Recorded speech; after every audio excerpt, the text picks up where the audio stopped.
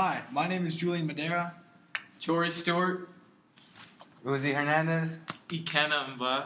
and we are presenting Section 1, Part B of the rubric. All right, so we're going to start with just the basic facts of it. So its weight is 35% of the test, and the suggested time to do this section is 60 minutes. And you will be provided with 2 articles. Students are asked to evaluate the effectiveness of 2 arguments on a similar question, problem, or issue. Each of the sources should present alternative, divergent, or contradictory perspectives. Before considering the thought of writing your argument, you have to formulate it separately. You should spend less than 5 minutes on it. All right, so when before we continue this presentation, we just want you to pause it and read the 2 articles that have been given to you, or the 2 sources you would have had on the test when you're using this rubric. Okay. I want you to, first step is be clear and concise in your answers. When answering questions, try and use the evidence that's been given to you from the article. You must differentiate between the different arguments and specify your evidence. And, this should go without saying, but answer the prompt accordingly and just don't go off topic. Okay, a line of reasoning is an expression, organization, and is essentially a sequence of ideas. To create a good line of reasoning, you need to explain to the author why your answer is correct and why your thinking is correct. You should shape your line of reasoning with key themes, examples, evidence, and quotations.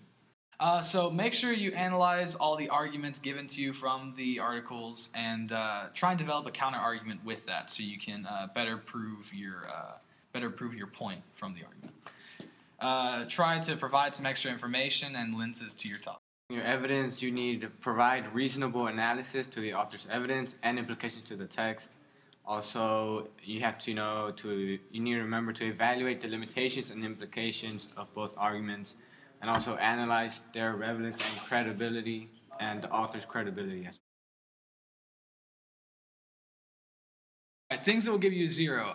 First and foremost, going off topic, do not do that. Don't write a story about unicorns when they're asking you to analyze 2 documents. Do not reiterate the prompt. That never works. If all your writing is crossed out, the grader, I'm assuming, will give you a 0, and the rubric also assumes that because that's where it's written. If you just draw a picture or some unintelligible markings, which could be bad handwriting, that's going to get you a 0. Responded in a language other than English.